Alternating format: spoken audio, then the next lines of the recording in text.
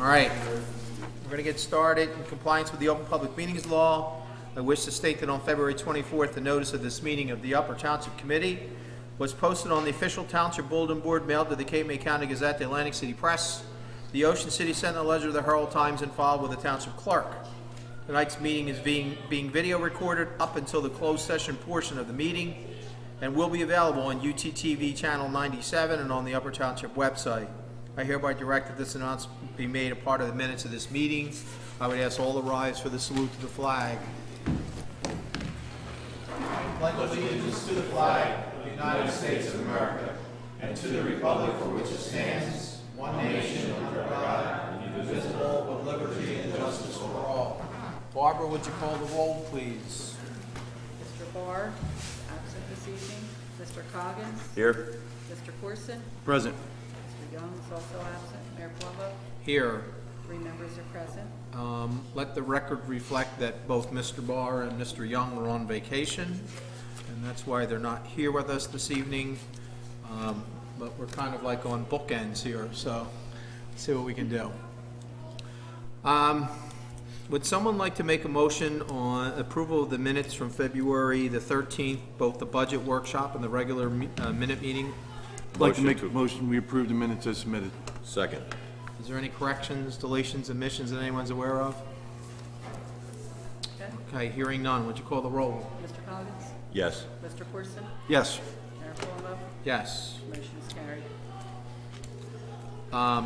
Well, we're going to have a presentation. It sounds like everybody's out there anticipating. I mean, you think it's easier if we just have them come in and make the presentation, and then we'll move on with the Yes. meeting?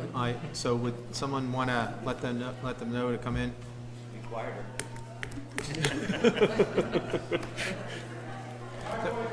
They're all discussing their homework.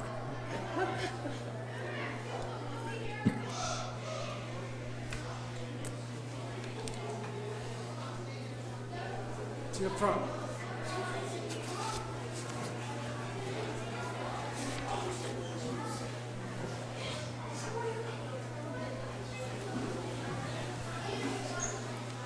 Well, that's team unity.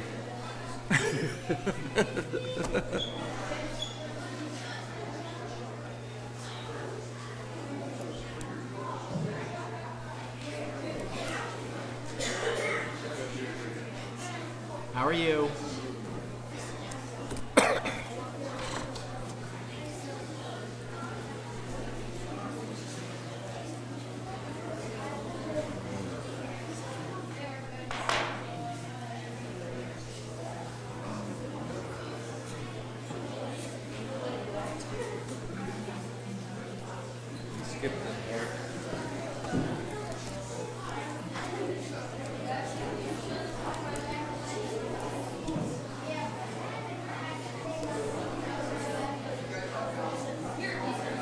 Oh my God.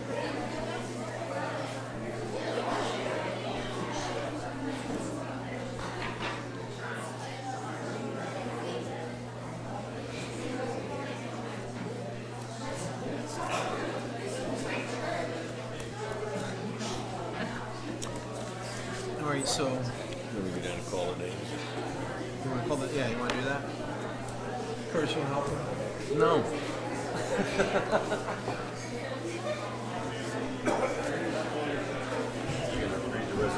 Yeah, I will. I'll read up to the names. And then.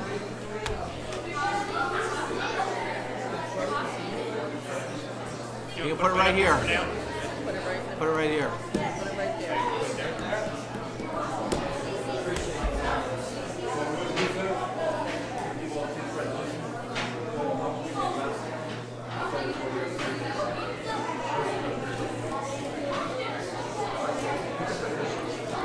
All right, guys. All right, boys.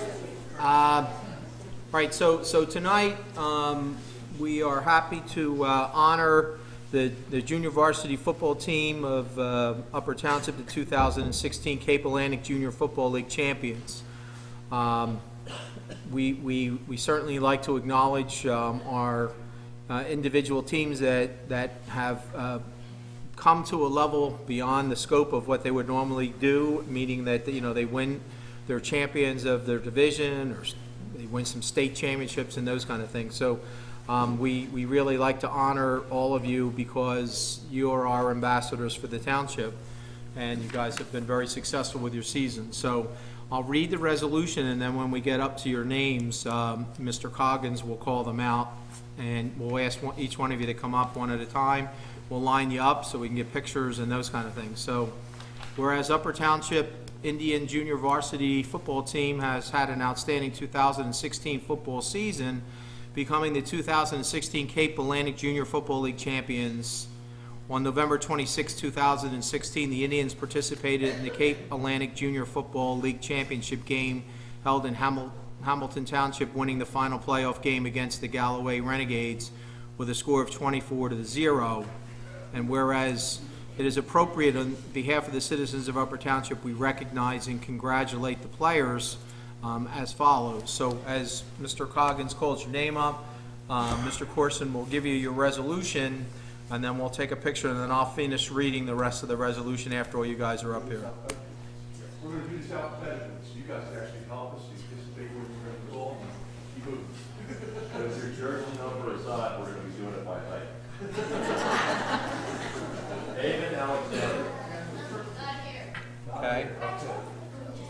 Brendan Burns. Dino Christensen.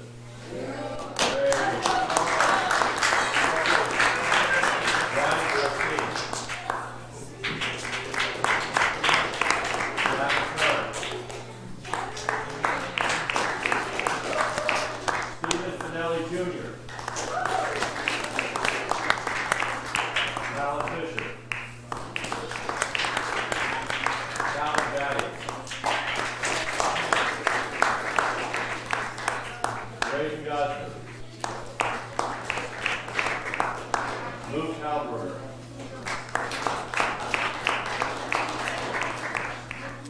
Jack Hope. Walter Holmes. Nicholas Layton. Dave Leopold. David Connor. Ryan McBride. Tyler McDaniel. Tyler Mercado. Matthew Bistek. Jonathan Moyer. James Pacific. Kevin Quinn.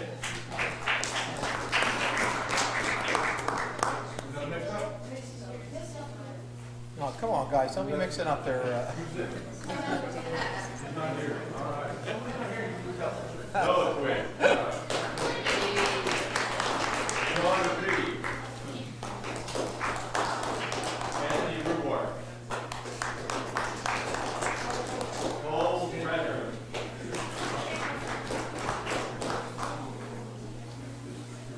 Casey Rock. Charlie Scuda. R.J. Side.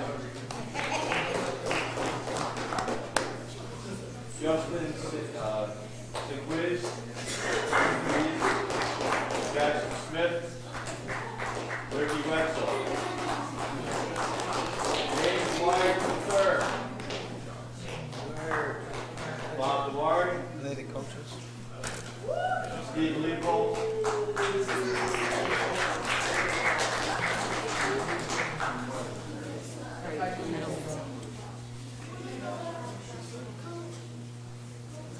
John Curran. We have John Curran here. Jason Fisher.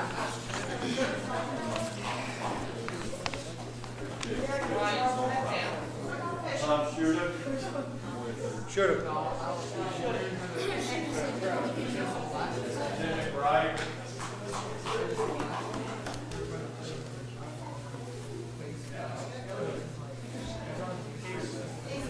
Joe Moyer.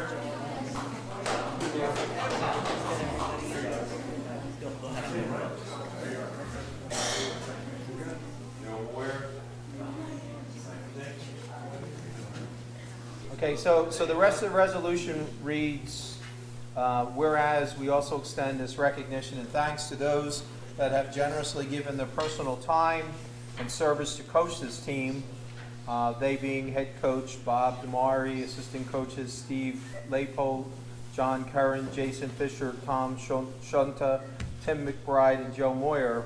Now therefore be it resolved by the Township Committee on behalf of the citizens of Upper Township to extend to the 2016 Junior Varsity Team congratulations on becoming the 2016 Cape Atlantic Junior Football League champions, and to each coach our heartfelt thanks and gratitude for the generous donation of their time and service to the young people of this community. So I think first of all, let's give these guys all a great round of applause.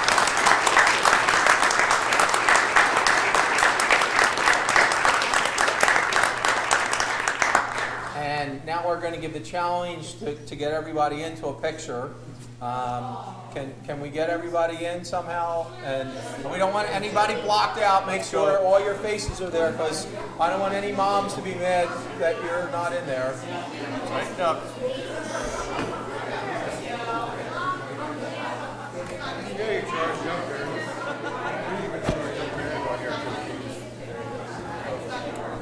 This column? No problem.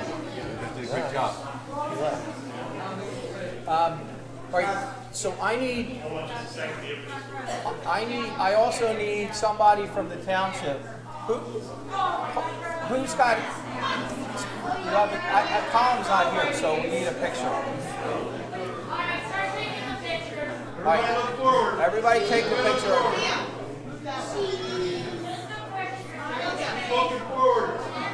Put that in forward, hey guys.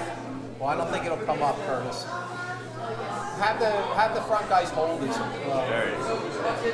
Now you're blocking people.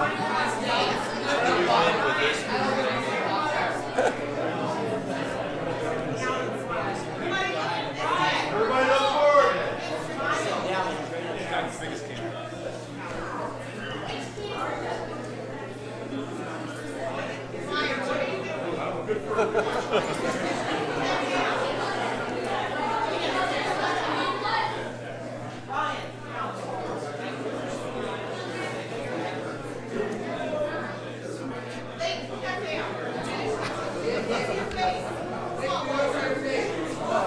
The football season's not over yet, guys, so.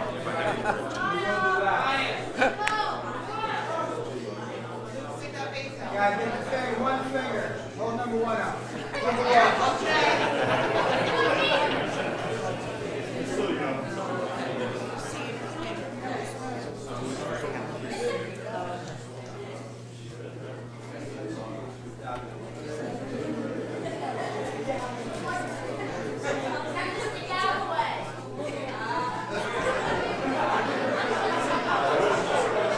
Everybody get their picture. One more.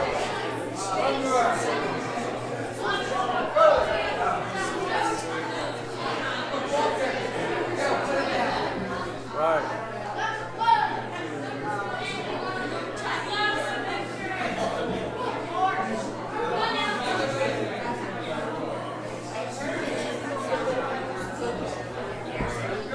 All right, good job, boys.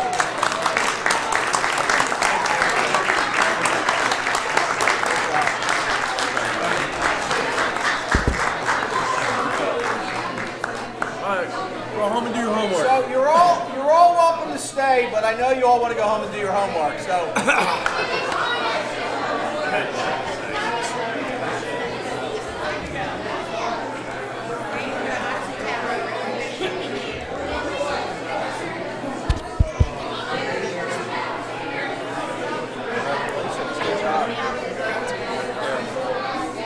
Start singing Sweet Caroline. Sweet Caroline. Yeah, you said it right. That's why I only said $1, because he's got a reputation as a champion in this town.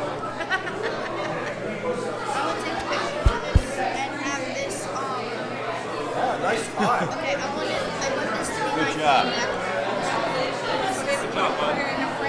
Yes. He's making his rounds. You should stand here and go, you politician. You can do that. I don't want to do it. It's on. I know.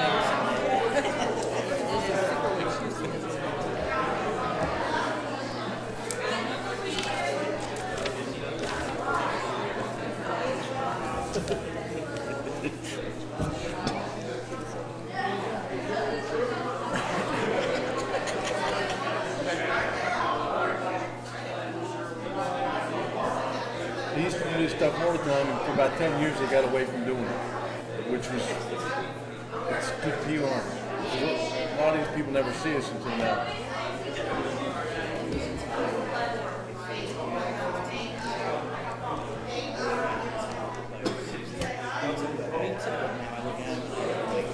Yeah.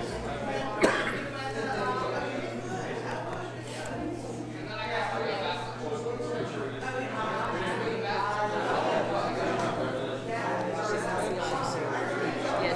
not on the planet. Yeah, she wants to see she's pretty new to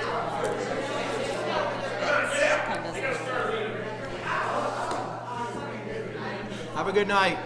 Good night, guys.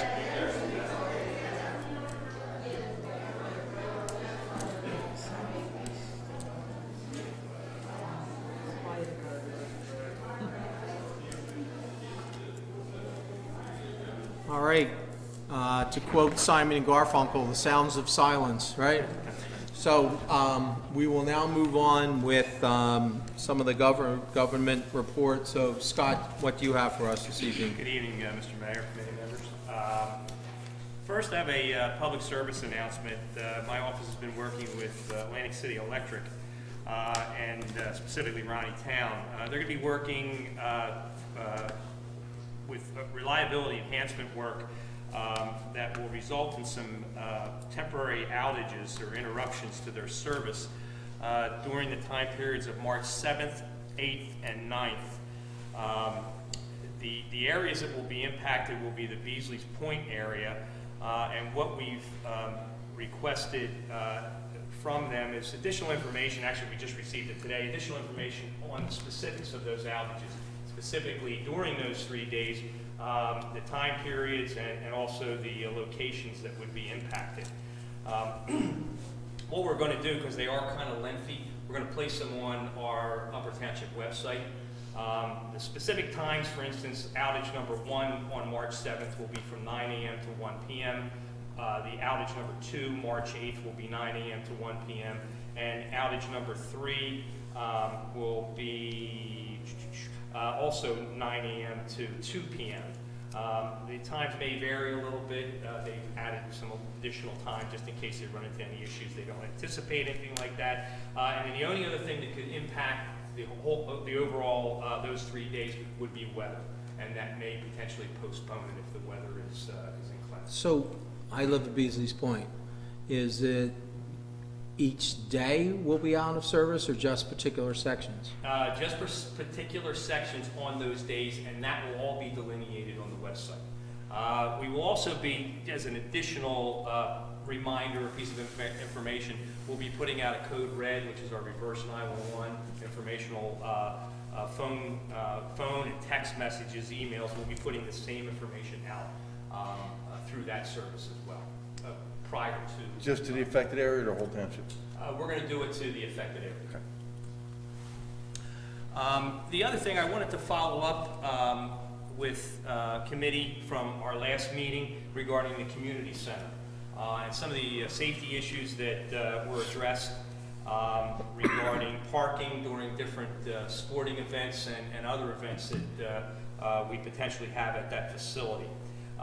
The following day, the 14th, we met with the safety committee and we came up with several short-term and long-term goals to ensure safety at that particular location. For instance, we have worked and we had a meeting with the school board, specifically with the superintendent and also the business administrator. And we're working with Barb's office, Barb Young, and also our recreation department to come up with a more comprehensive way to take a look at the events themselves and to come up with different and alternative locations, utilizing some of the school facilities to kind of spread that use of that facility out. So we're not putting all those different vehicles and people using one facility. So some of our, as Barb will tell you, some of our activities are already set in stone because of insurance reasons, and since we do work with the New Jersey State Police and our local EMS to facilitate those events. Some of those are set in stone, but as we move forward throughout this year and then especially next year, we're going to have, through this more comprehensive look at events, again, we're going to be using different facilities and working along with the school board to assist us to reschedule some of these events so we don't have issues, any potential parking issues along Route 50 or any potential pedestrian issues as were addressed in last week's, our last committee meeting. I did reach out to Lieutenant Pearson from the New Jersey State Police Woodbine Barracks. He's the commander there. And his comment basically was that they don't see a problem as far as incidents that have occurred as a result of parking along Route 50, but definitely they are aware of these different events that occur, and they do send officers out there to patrol those areas on a routine basis to ensure that there's no issues with parking on Route 50. Some of the other like I said, short-term issues. I know Paul is working on the potential repainting and freshening up of parking spaces to better identify them. We're also looking at an additional space or two for our emergency vehicles, such as the rescue squad ambulances, to enable them to get in and out of there during different events. We also are looking at additional space behind the building for additional parking lots. We're going to take a look at some of the public works storage. Presently, we have a lot of our recycling cans behind there, and we have some ideas to either relocate those or basically put them in a different location within the same location to accommodate some additional parking in the back. I have reached out to, in addition to New Jersey State Police, Cambria County Sheriff's Office in the future for potential, potentially for their assistance during these events. In the event that we do have a larger number of people, again, this will be planned out in the future so that we can use them in an overtime capacity to ensure safety. Some of the long-term issues that we looked at during our meeting, the possibility of having some sort of flashing signal to advise motorists coming into that area to slow down, and also the possibility of some land procurement, and maybe Paul could give some explanation of that. The adjacent property is actually in foreclosure, so I've reached out to the bank to see what transactional opportunities we may have to possibly purchase that property.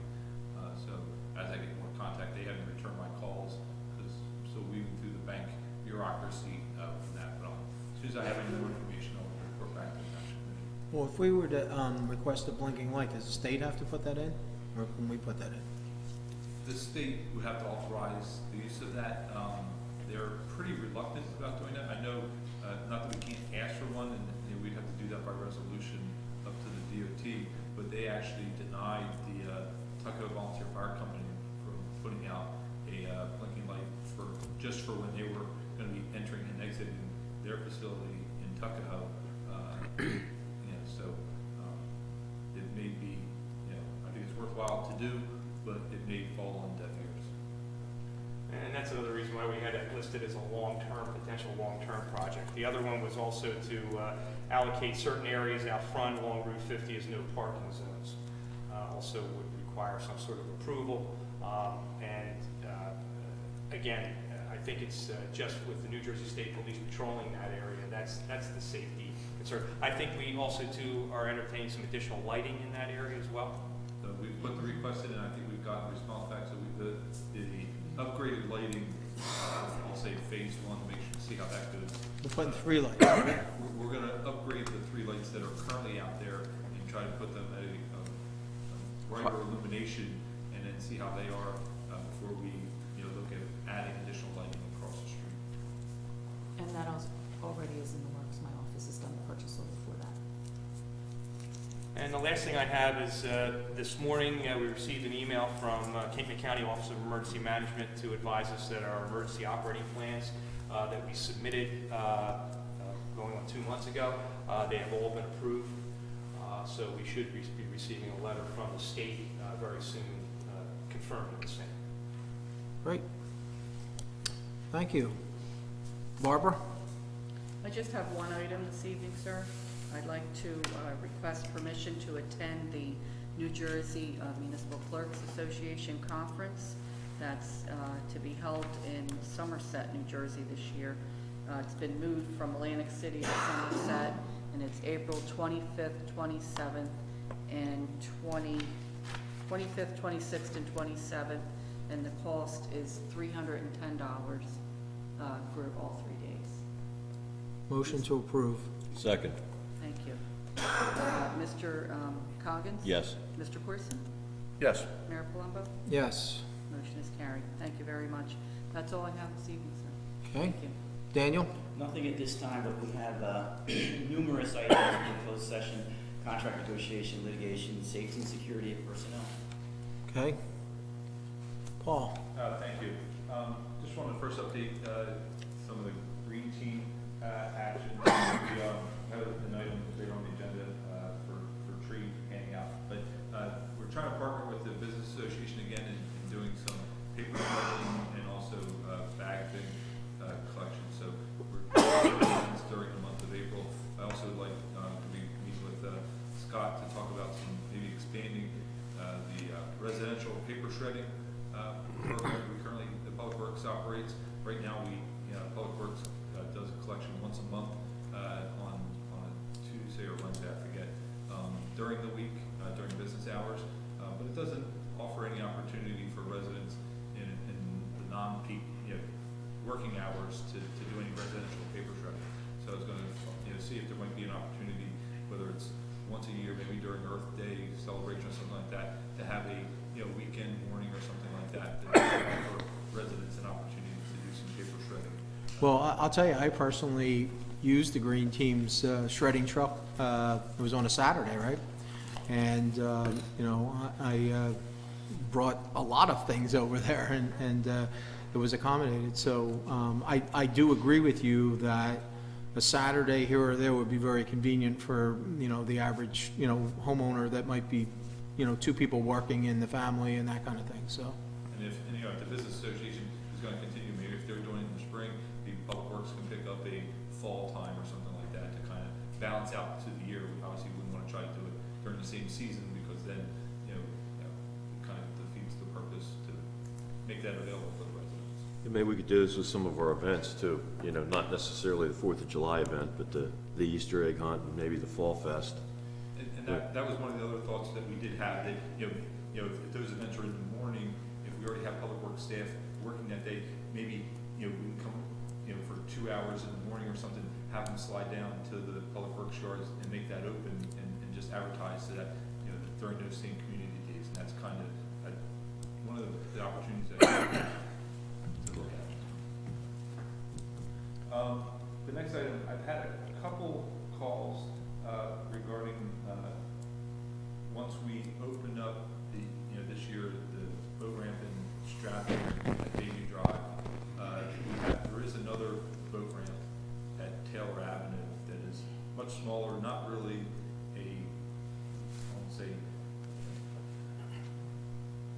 purely operational, but it's kind of just a little paved area that goes down into the water and not really functional.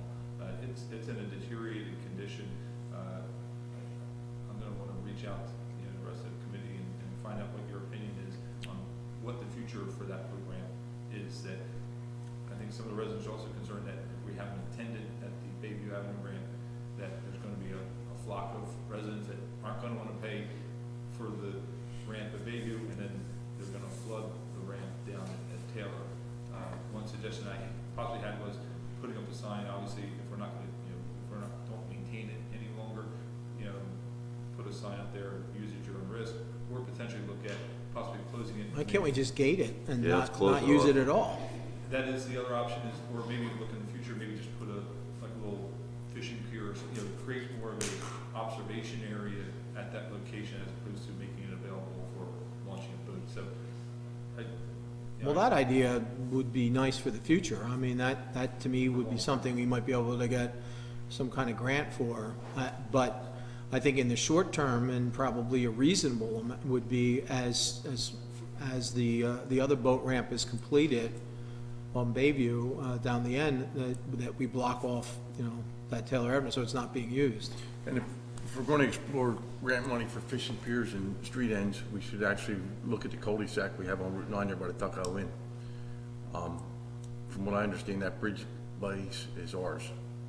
well, it's not, it's actually, the abutment is owned by the county of Cape May. So the street end. Well, they have to address, there's no way they can leave the concrete barriers at the end of 9 the way it is right now. Because now that the bridge is totally down, that's just some sort of unfortunate, Eyesore. well, it's an eyesore, but it also is a hazard that for whatever reason, on a foggy night and someone doesn't know where they're going, they could drive right into that barrier and somehow could go through the barrier, I don't know. So, I mean, I think they have to do a more long-term, fix there, and it's something we probably should talk to the county about as well. I had a resident request for, at the intersection of Route 49 and Woodbine Road, where there's a traffic light there. That's where a lot of the traffic delays start to happen on Route 49, especially during the summertime. And he had requested if we would support maybe a resolution up to the DOT about installing a dedicated right turn lane in there, which would allow residents to be able to get off into that, shoulder out of that aisle and create a right turn lane so that if you're heading towards Woodbine or Sea Woodbine Isle, or yeah. down and Sea Isle that way, that you have a place to kind of get out of the traffic safely. And so he requested we approach the DOT on that. So if that's something they would be inclined to, we would need a resolution recommending that to the DOT. Do you need a motion to make a resolution? Yeah. There's correspondence that was sent. Letter? Actually, he did an online request that was via email through our website. We which should I get a followed up copy of with. that to the clerk's office, and they can work with it in terms of the, Well, I can give her the information on the actual mileposts and stuff like that, but I can forward that email over. So does someone want to make a motion to that? I'll make that a formal motion. Second. Let's call the roll. Okay, Mr. Coggins? Yes. Mr. Corson? Yes. Mayor Palumbo? Yes. Motion's carried. And then the last thing I had, I've been, over the last 2 censuses, I've been the municipal contact for the Census Bureau. And believe it or not, they've already started getting ready for the 2020 census. And part of their first thing is verifying who the official municipal contact is for the census. And I just wanted to find out who you wanted to make sure that is still informed to get all that lovely correspondence about area changes in census block information and stuff. So you're thinking that's a guarantee for the next 3 years for your job? I'm just kidding. I'd like to make a motion to nominate Mr. Dietrich for the census contact person. I second that. I'll second that, just because I made a smart remark, so. Do they need a primary and secondary, or? They just have the clerk's office and mayor gets a lot of the same correspondence, but they just need, it's more of a technical contact for, if there's any municipal boundary changes or different things and how they disseminate information about the census. So it's really just looking through a bunch of information. I more than second it now if they're gonna send me the correspondence. Mr. Coggins? What- Mr. Yes. Corson? Yes. Mayor Palumbo? Yes. Motion's carried. Paul, before we move on, can we back up to the boat ramp a minute on Taylor Avenue? Taylor. I mean, what would it cost us to sink a couple of, not a couple, maybe 4, 5, 6 at the most, bollards into the end of the road there to prevent anything from going down? Maybe, this is something similar we did over at the Tuckahoe Beach to prevent access to on the beach.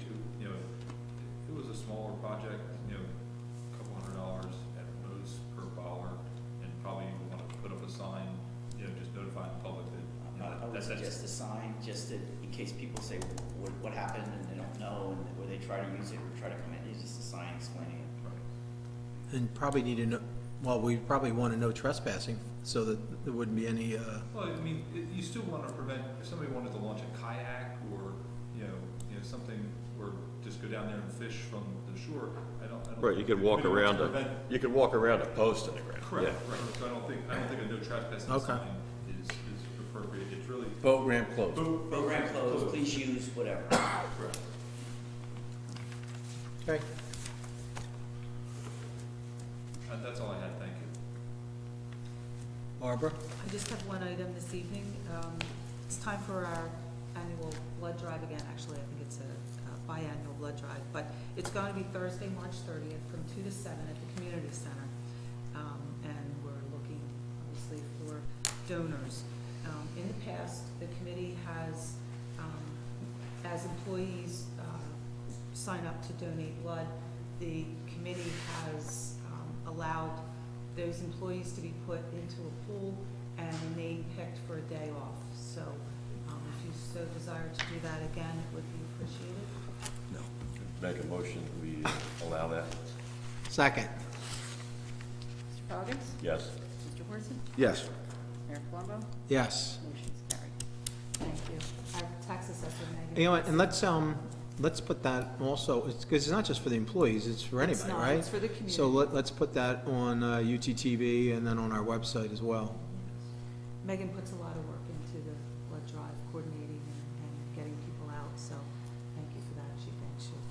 That's all I have. Okay? Mr. Coggins? We finished up our final budget workshop for the year earlier this evening. We will be introducing the budget on March 10th. March 13th. I'm sorry, March 3rd. I knew there was two numbers that didn't match up. March 13th, and then we will be posting the budget for public comment and approval on April 10th. That's all I have. You want to bring up the email you got with respect to the building that burnt down? Yeah, there was an email circulated to members of committee regarding a building. There was a major fire there on Stagecoach Road in the vicinity of Wyndham Way, where the railroad tracks cross Stagecoach Road. Personally, I've been by there. I've seen children playing in it. The building looks like it's in the stage of collapse. I went by it today. I would agree. So I think we need to determine whether the best course of action would be for the township to demolish it. We need to talk to code enforcement and Shelley. Do you know if either of them have been out to look at it? Actually, construction actually makes the first call. Because construction actually can do that, but also for violations, Shelley. Is it still owned privately? It's actually in the process, it was bank owned at the time of the fire. I know that there was a party that was in the process of purchasing it. Just There's has an to agreement be- to sale. If it's bank owned, we can fire off a letter. We should have Shelley and the clerk's office should have a letter indicating who the contact is for maintenance. And then that should be utilized by code enforcement to send them the notices of, if it's imminent hazard, they can go out and do it right away. It really depends. Well, It's a judgment of to the me, This it is an is an It's a imminent. imminent judgment of hazard. code officer as to how serious it is. I mean, there's nothing left of this place, There's and statutory procedures he's supposed to go through. If it's imminent, he has to go through them, and then he has the right to tear it down, or we do it, we've done it before. Or if it's not so imminent, he has to give them notice to cure, and then a reasonable time to fix it. It really depends upon his judgment as to how serious it is. Well- Now, they could come out, when we've had the situation before, he's notified them, and they put fences around it and secured it very quickly. That's why I'm asking, have they been notified, have they taken any action? Because they, especially if you have a bank involved, and you say there's a liability issue, they may get a contractor out there within a day to put a fence around it. And then obviously we'd have to monitor that, because that can't stay that way, it's gotta be correct. do you need a motion for that? I don't think so, I think you just need to notify code that this needs to be addressed I'll find out. immediately. I can talk to the construction official tomorrow to see what he's doing and report back to the I committee. saw the correspondence, and frankly, I had it on, it came in this week. I saw it this weekend, and I had it on my list of things to do today to call, but I wasn't able to get to it. I didn't know it was that serious. Oh, it is, Oh. it's bad. I mean, it doesn't, I mean, We can contact. let's get it handled, let's not I'll report. be in the building tomorrow. I can go Hopefully down we and talk report to back Ed. next meeting is done. Yeah. We've done it before. I recall that we've done that in the past, so, I mean, this building's totally destroyed, and right now it's a hazard There's because a chimney standing any there. kids can go in there, or anybody can go in there and, you know. We have due process, issues, because you're obviously taking someone else's rights when you do it immediately without notifying them. That's a problem. You can't take property without justification.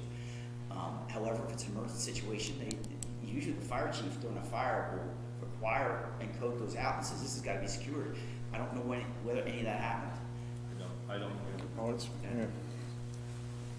And they may be able to board it up. I don't know the status of it. They could board Well, it up. at the minimum, a fence needs to be put around it. Yeah. Yeah, there's nothing left to board up. Then that needs to be a fence, or it needs to be demolished. Okay, so who's taking that challenge for tomorrow to, I'll talk to the construction official tomorrow morning. I have to be in the building in the morning anyway, so we can talk about it. okay. Thank you. Curtis, you have anything? Thank you, Mr. Mayor. Saturday was our, the 18th was our rabies clinic. We did 139 dogs and 25 cats. That was our last rabies clinic for the year. We're up to 750 dog licenses sold in the clerk's office this year so far, so. That's all I have, Mr. Mayor. And the only thing that I have basically, other than what everybody else has already talked about, is I'm sure many of you by now know that, that the Pinelands Commission approved the South Jersey Gas, pipeline to go to Beale England, and also, to remedy some of the problems, as a secondary backup, for liability for Cape May and Atlantic County. It's my understanding that there's going to be an appeal, but I think the process is, you know, certainly moving forward. You know, I would reiterate that the Township Committee has in the past voted to support this. In fact, for this particular round, we did not only a resolution, but also a letter came out from me on behalf of the Township Committee in support of this pipeline. So we'll see how it goes through the appeal process, but I think this is a good thing, this is a great thing for the Township for its future. You know, provided that the courts don't take a different direction on it, you know, I think ultimately for the long-range forecast of the future of Upper Township, this is a great thing. So hopefully it'll go forward. I realize there's you know, a lot of environmentalists and people that are very passionate as to not really supporting the gas line. Really, what they're looking for is to have the building taken down, but that has supported, it's been the backbone of this township for a long time, and let's hope that it'll continue to be that with respect to helping to provide tax relief for the services that the township offers to its residents. So that's all I have. So let's move on with the resolutions, please. Okay. Item number 2, congratulating Corval Griner for 65 years of service to the Upper Township Fire District number 2 and the Tuckahoe Volunteer Fire Company. Move the resolution. Second. Mr. Coggin? Yes. Mr. Corson? Yes. Mayor Palumbo? Yes, and I'd just like to add that the three of us, Mr. Coggins, Mr. Corson, and myself, attended the installation of the Tuckahoe Volunteer Fire Company on Saturday evening, and they recognized Corval. And I had really the good fortune of having Corval sit next to me during the meeting, and you know, we were discussing, I'm 61 years old, he has been a member of the volunteer fire company longer than I've been alive, and probably most of the people, at least up here anyway. You know, to me, it's an incredible accomplishment, and really probably one of the greatest opportunities to serve a particular community that I'm aware of. We're talking about someone that, and this is not just in our township, but in the county, probably the state, and you know, maybe even, you know, across the United States. 65 years of service. And by the way, it's actually 67 years of service, because he started in 1950. He was 15 years old. 15 years old when he started with the Tuckahoe Volunteer Fire Company. So that's really quite an accomplishment and really deserving of high honor. So we really like to acknowledge that service. So. Item number 3, congratulating Edwin G. Cooker Sr. for over 50 years of service to the Marmora Volunteer Fire Company and extending to him our thanks and appreciation. Move the resolution. Yeah. Second. Okay. Oh, we both did? Mr. Goggins? Yes. Mr. Corson? Yes. Mayor Palumbo? Yes, and again, so that goes to show you the dedication of our, really our volunteer fire companies and also our volunteer rescue squad. There are individuals that have put in a lifetime of service to their particular company that they're working with. You know, we acknowledged Mr. Griner for over 65 years. Now we have someone that's 50 years. Both of those are incredible feats. So congratulations to both of those individuals. And we actually missed this for their installation there. He will probably be at one of our future meetings for us to present it. Item number 4, honoring Nancy Palmer on the occasion of her retirement from the Township of Wellford. Move the resolution. Second. Mr. Coggins? Yes. Mr. Corson? Yes. Mayor Palumbo? Yes, and we want to wish Nancy a great thank you for her service and hope that she has a happy and healthy retirement. Item number 5, honoring the Cub Scouts of Pac 79, Kyle Blackledge, Aaron Bliss, Simon Davis, Matthew Jefferson, Noah Law, Timothy Palermo, Hunter Rapici, Benjamin Robbins, Casey Rupp, Marcus Tassi Esser, Caleb Williams, and Jack Riggins on attaining the Arrow of Light Award. Move the resolution. Second. Mr. Coggins? Yes. Mr. Corson? Yes. Mayor Palumbo? Yes, and we'll be bringing them in at a future meeting. Yes, So, yes, we'll invite them in future. Item number 6, authorizing the building and electrical permit fee refunds to Trinity Solar for 202 Route 9 in Upper Township. Move the resolution. Second. Mr. Coggins? Yes. Mr. Corson? Yes. Mayor Palumbo? yes, Motion is carried. Item number 7, approving the application of the Tuckahoe Volunteer Fire Company for highway coin drops on Friday, July 21st, Saturday, July 22nd, and Sunday, July 23rd, 2017. Motion to approve. second, Mr. Coggins? Yes. Mr. Corson? Yes. Mayor Palumbo? yes, Motion is carried. Item number 8, accepting the donation of a memorial bench at the Bayview Drive Boat Ramp in Strathmere. Move the resolution. Second. Mr. Coggins? Yes. Mr. Corson? Yes. Mayor Palumbo? yes, Motion is carried. Item number 9, authorizing the execution of a shared services agreement with Corbin City to provide zoning officer services in the event of a conflict of interest with the Upper Township zoning officer. Motion to authorize. Second. Mr. Coggins? Yes. Mr. Corson? Yes. Mayor Palumbo? yes, Motion is carried. Item number 10, authorizing an Upper Township lacrosse tournament at Amanda's Field on June 2nd, 3rd, and 4th, 2017. Move the resolution. Second. and we have all the necessary certificates and, Yes, we do, Insurance, sir. permits. Yes. okay, Mr. Coggins? Yes. Mr. Corson? Yes. Mayor Palumbo? yes, Motion is carried. Item number 11, adopting the 2017 primary and general election emergency relocation plan. Motion to adopt. Second. is this something that you're, with you, Scott? What, you just, It's the same plan that we worked on this past year as well. okay, Mr. Coggins? Yes. Mr. Corson? Yes. Mayor Palumbo? yes, Motion is carried.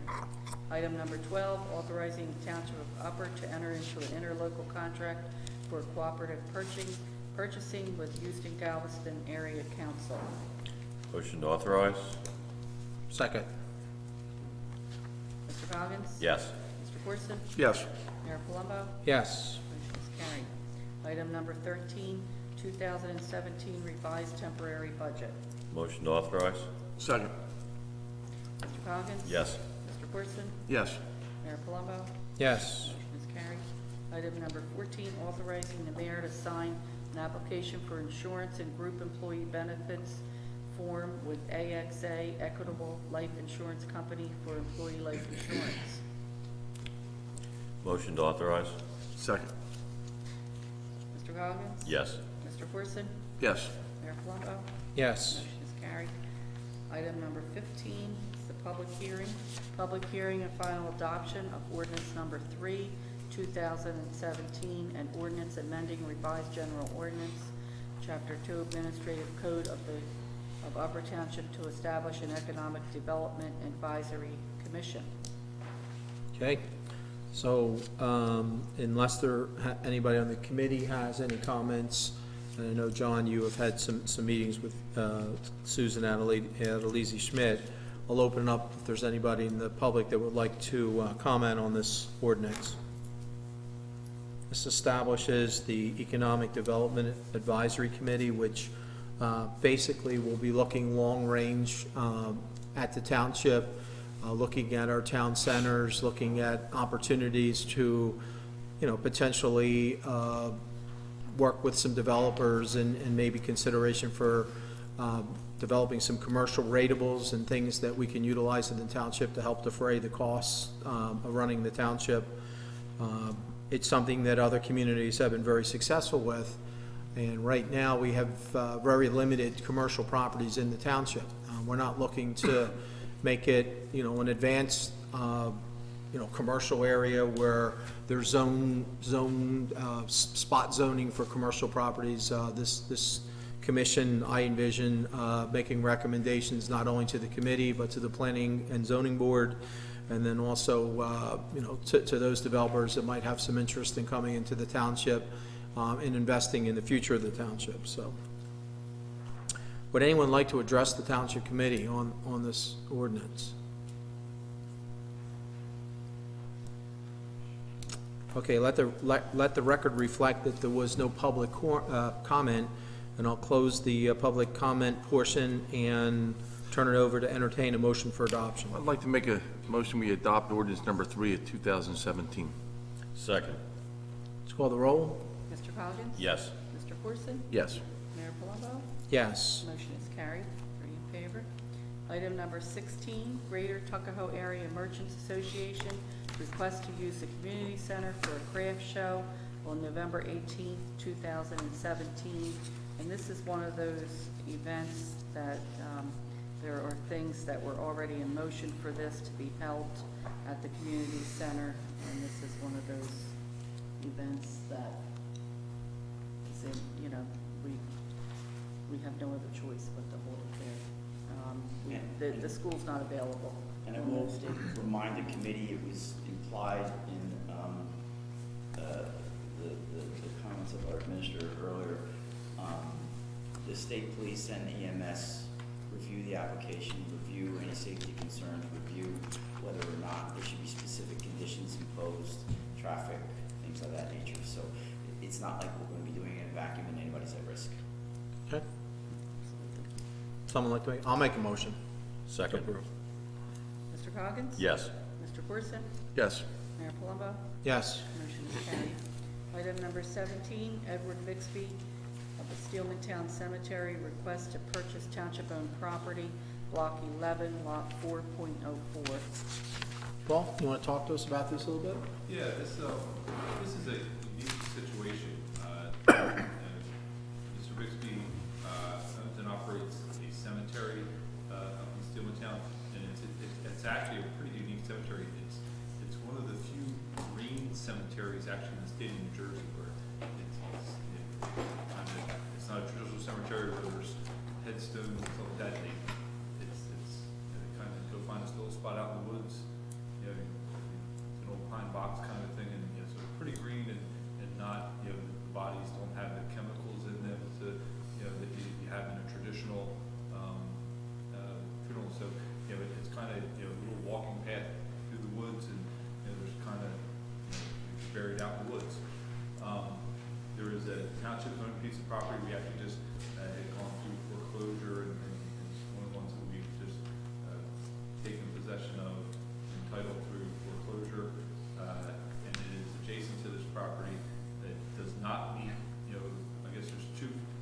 we do for land sales. One is if it's an undersized lot, then if an adjacent owner requests it, we can, do a closed auction between the adjacent property owners and it's consolidated to those properties.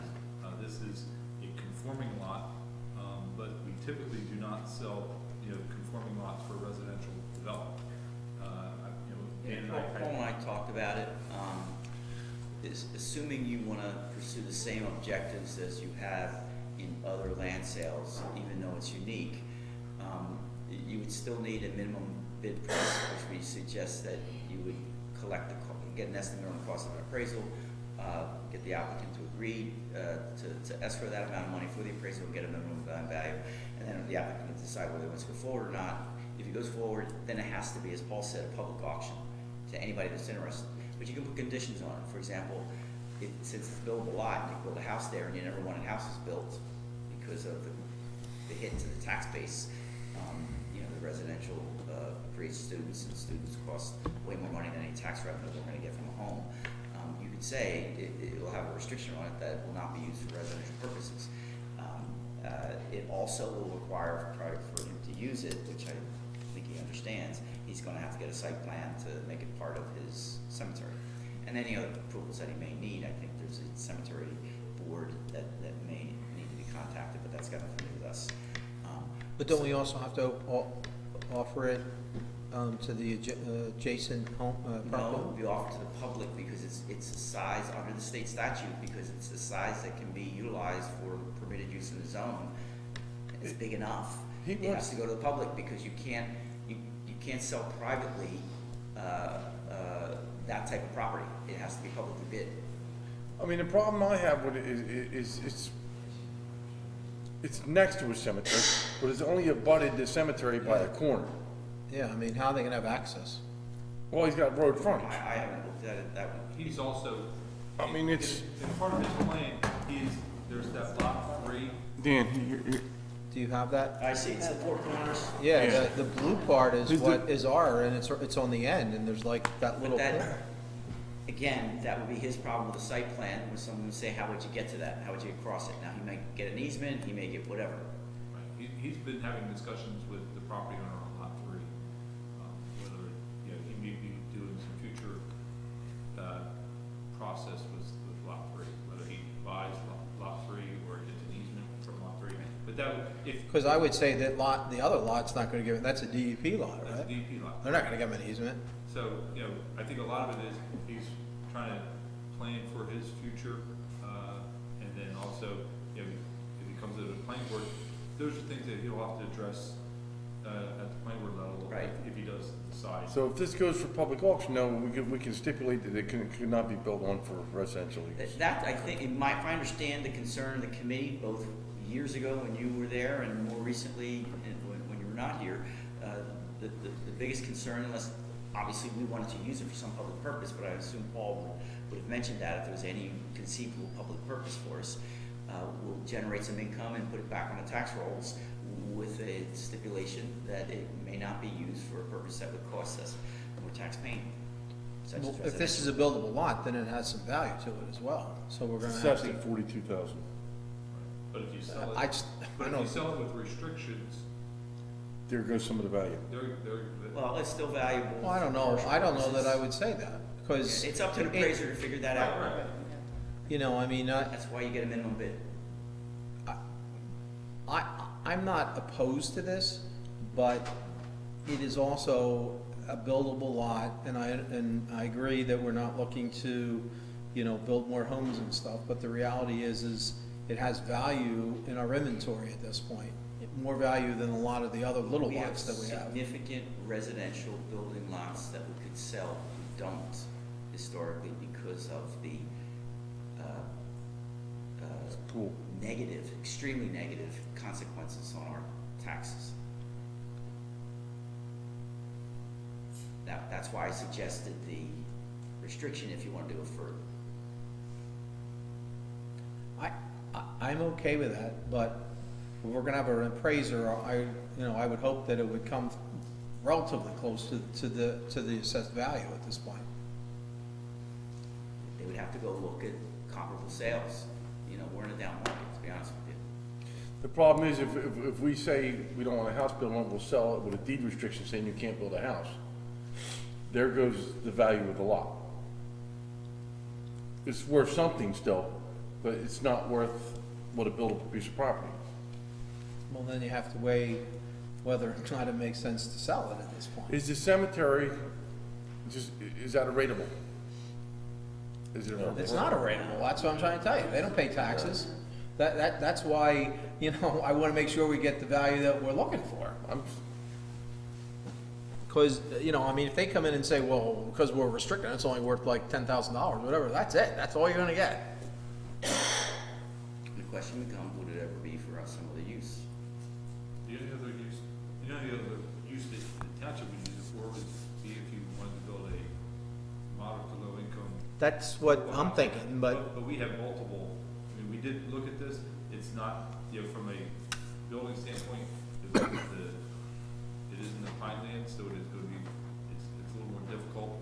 I believe there's wetlands issues too. You got potential wetlands issues and, yeah. That would be a stream. You probably have to buy a Pinelands credits because you may not comply with all the Pinelands rules. So, you know, even to develop with the affordable housing, you know, you're gonna be selling it at a subsidized price, but you're also probably gonna have to pay Pinelands credits to meet the septic regulations potentially. I don't know, because we haven't done a full investigation, but, you know, we did look at potentially looking at that property with some of the environmental, potential environmental considerations in there. It's not a straightforward, construction septic system. Would he even be interested in it with it restricted? I've had several discussions with him. He actually was in Township Hall this morning asking what the status was, and he's fully aware of the restriction of no residential units on the property. Well, I think we should proceed with it then, I guess. I mean, once you get the appraisal and once you see what the minimum value is, correct me wrong, the committee can still reevaluate and decide if they want to proceed or not. They can, because there may be a question as to, you know, reimbursing the cost of the appraisal, but we have to make it clear that regardless of whether the township moves forward, that he has to pay for the appraisal. We have to make that clear in the beginning. So if that's the case, and that may happen, I mean, because, we should do it. I mean, very few of our lots are worth this kind of value, other than ones that we've had, you know, in the Barrier Island and that kind of stuff in Strathmore. So, you know, I mean, it's not typically assessed that high, and so they're looking at it as being a substantial piece of property at this point, so. I'm okay to proceed, but, you know, I would be reluctant if it drops ridiculous amount in the value, because that's the last stab we have at it. I don't know, maybe 5 years from now, good times will come back, and that lot will be worth a substantial amount of money to the township, so. And I understand with the school thing and everything else, but there are other ways to sell the property, so. So what do you need, a vote to move forward? Let's move forward with, I guess, authorizing if he wants to pay for an appraisal, he can, with no assurance that the township would ultimately move forward after the appraisal. I'll make that in the form of a motion. I'll second it. Mr. Coggins? Yes. Mr. Corson? Yes. Mayor Palumbo? Yes. Motion is carried. Item number 18, Girl Scout Troop number 44475, request to have a skate night at the community center on April 15th and May 13th, 2017. Again, this is another one of these events that would be very difficult to move to the school, and they have had these in the past with no incidents there. I'd like to make a motion with grant approval. Second. Also, if I could, Mr. Coggins? Well, before you You wanna vote, go- if Paul has a comment, and I just want to remind you again, it does go to the state police, it does get Yes. reviewed for safety Yes. issues, and they have to It comply has with gone any to- recommendations. to them DVZ, I wasn't here first last before meeting, taking it. but as I understand it, there was concern about parking and safety and whatnot, and while it may not be an optimal situation, every application, except for maybe in-house use, but every outside application has been reviewed, commented on, and recommendations are made by the state police. Yes. So if there was a significant serious concern, it would have been identified in those applications. For example, sometimes the state police say we need patrolmen there to cover things, or our events. They ask for us to get some backup from the sheriff. So I just want to make you rest assured that the clerk's office and the state police do address those issues in almost all of the outside, not almost, all of the outside uses. All of the outside uses. There is potentially a hole when we have an organization that utilizes it intensely, and that is being handled by Scott, so. I just want to comment on this one. When you look at the number of people to attend, it's 100. There are 84 parking spaces available on site, for them to use. So even with, an event like this where you have youth, at least half of the people, may have their parent staying there, especially with a scout event. So, there probably is sufficient parking for this type of event. Right. For this use. Okay, we have a motion and a second. Mr. Cogan? Yes. Mr. Horson? Yes. Mayor Palumbo? Yes. Motion is carried. Item number 19, Stockton University Coastal Research Center Final Report for 2016. Paul, you want to give us a little summary, just brief? Yeah, I mean, they talk about, there's been some minor losses, but I think overall the beach is performing as expected, and, when you look at where the channel is, that's kind of where I've always looked at. You look where the inlet is, it's maintaining its shape and form, very nicely, and, the picture on the cover kind of shows what you want to see is a nice, beach heading out to the inlet, and that, it's not scarping in and cutting in on that corner towards the residential property. So, and then the rest of the beach profile down the beach, there's minor losses here and there, but, those are seasonal things, and, overall it's performing as expected. Just to make you aware, there have been some reports in the media recently that there is plans, I think, for replenishment in North End Ocean City. I assume that's the Army Corps as well, so. Yes, it is. I don't know if we needed something, whether it's too late or not, but they're coming back to Ocean City. Right, and there's nothing in here that, they're still well within the parameters of, and it's not even close to where, we look at, we look at our resolution that we establish, hey, we would evaluate doing a beach fill, and we were a loss of 75% of profile. We're still well within what we did as a municipal beach. We're still well within that profile section. One of the questions I had, are they gonna use the inlet by our harbor area for Ocean City? No, the north end of the project you're not using. They won't use it. Of course, Okay, we'll take that as an FYI. and I did pass this report along to our friends up at the Bureau of Coastal Engineering and the DEP, and also the Army Corps of Engineers, so they both received copies of this report. Great. Do we need to accept this? Accept the report? No. No? Okay. Item number 20, Wanda Adamson requests for the installation of speed humps on South Sunset Drive in Petersburg. Paul? She's making this request, if you recall, last year we installed a speed hump over on North Sunset Drive, and that was the location that the Township Committee had approved it based on some resident requests.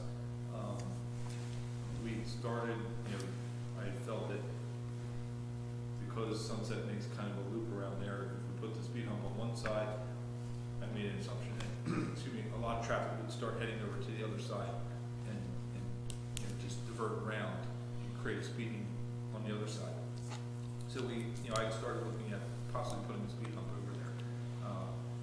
In that process, I had at least 2 residents, stop by my office and say, we're not interested in having a speed hump, and they've even followed up after the speed hump has been installed, and they have not seen an appreciable amount of traffic increase on that side of the street.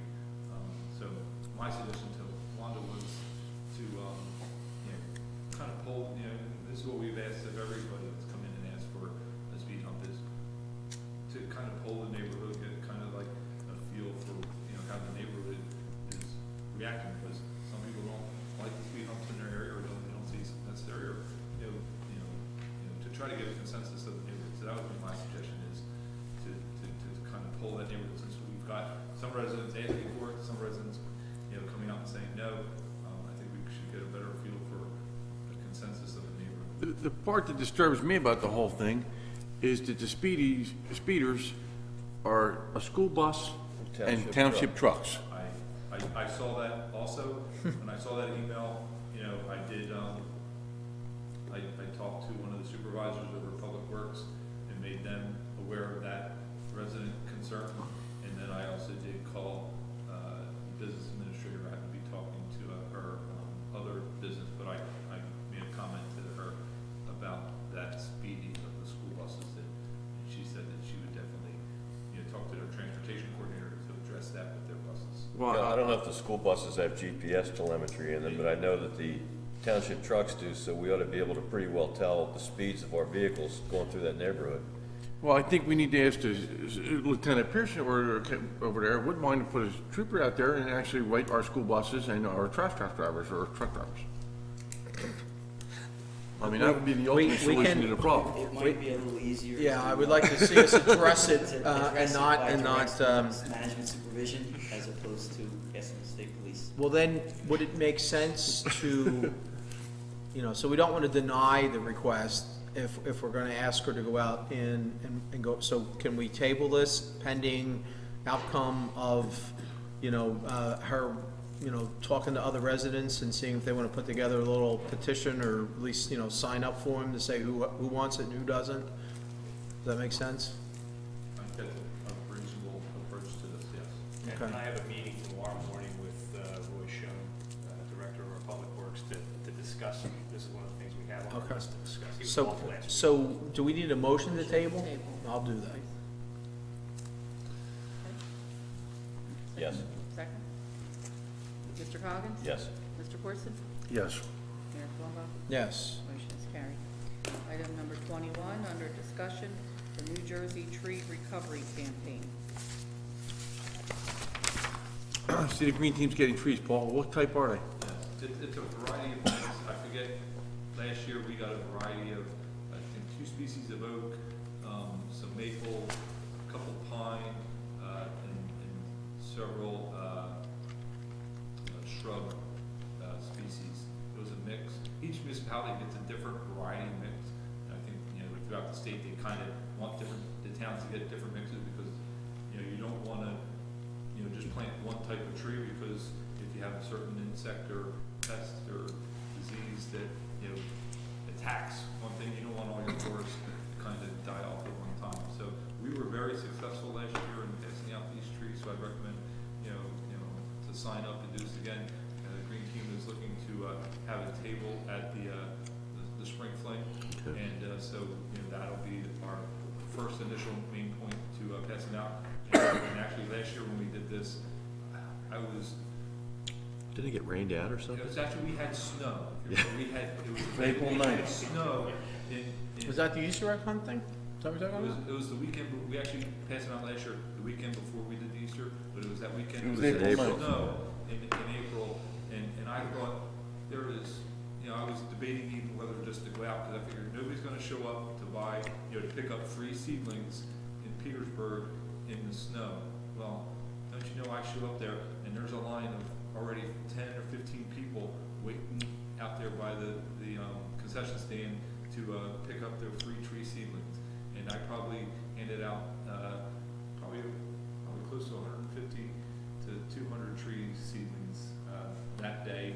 And then we did it for one other day. We tabled at ShopRite and handed out some more trees, but we ended up getting rid of all the tree seedlings that year. But I was totally amazed about how many our residents came out to to help green, to provide green trees for our community and keep that going. So I think it's a worthwhile event to try to do it again this year.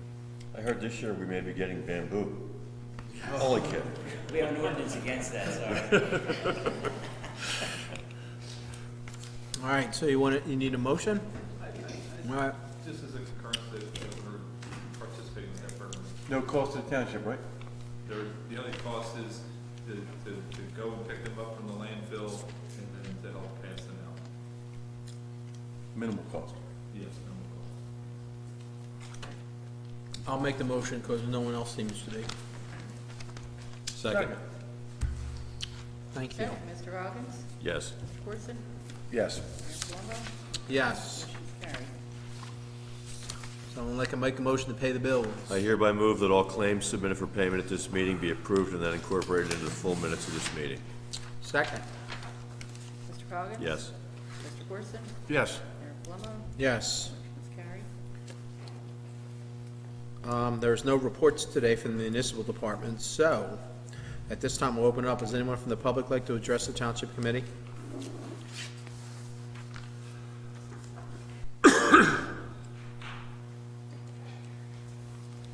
Hello, I'm Mary May. I live in Tuckahoe.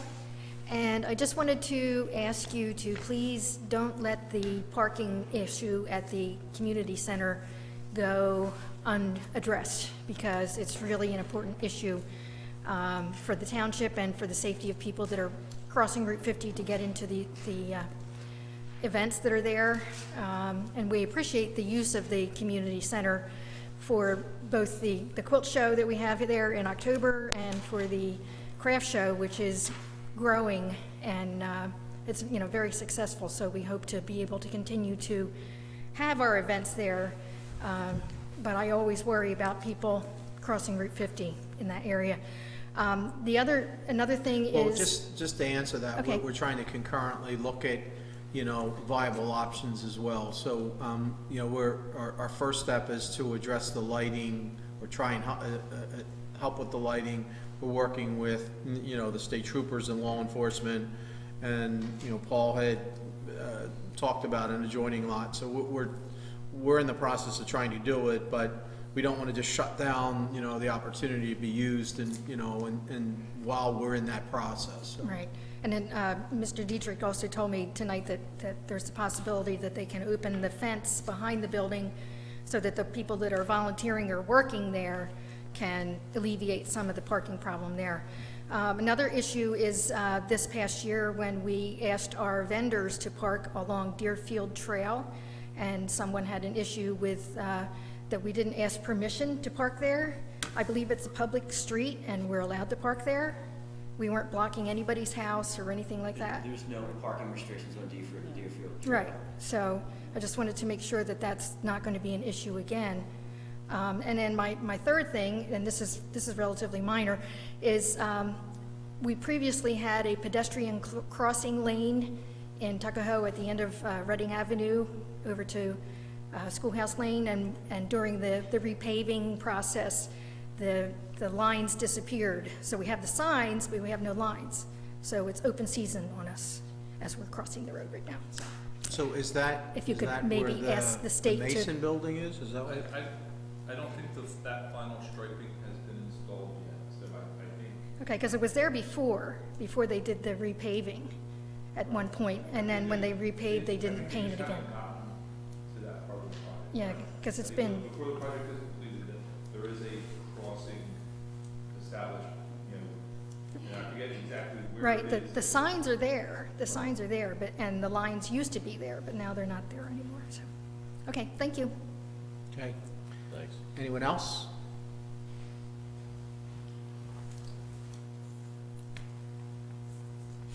Okay, appears that there's no other public comment, so I'll close the public portion of the meeting, comment period, and turn to Mr. Coggins for a motion to go into executive session. I hereby move that a resolution be incorporated into the minutes authorizing the Township Committee to enter into an executive session for the following matters pursuant to the Open Public Meetings Act. The matters are contract negotiations for a shared services agreement with Cape May County for fleet maintenance, tax appeals, special legal counsel, a temporary public defender, a grant writer, tax assessment company, 4th of July fireworks, also litigation on tax appeals and affordable housing. We also have safety and security and personnel issues. I also include in my motion the estimated time and the circumstances under which the discussion in closed session can be disclosed to the public as follows. It is anticipated that the matters discussed in closed session may be disclosed to the public upon the determination of the Township Committee that the public interest will no longer be served by such confidentiality. With respect to employment and personnel matters, such discussions will be made public if and when formal action is taken or when the individuals involved consent that it can be made public. With respect to contract negotiations, such matters will be made public when negotiations have ceased and there is no longer a reason for confidentiality. With respect to litigation matters, such discussions will be made public when litigation is complete and the applicable appeal period has expired. Second. Mr. Coggins? Yes. Mr. Fortson? Yes. Mayor Palumbo? Yes. Motion is carried. For those of you that are still remaining, I wish you safe travels home. Have a great evening.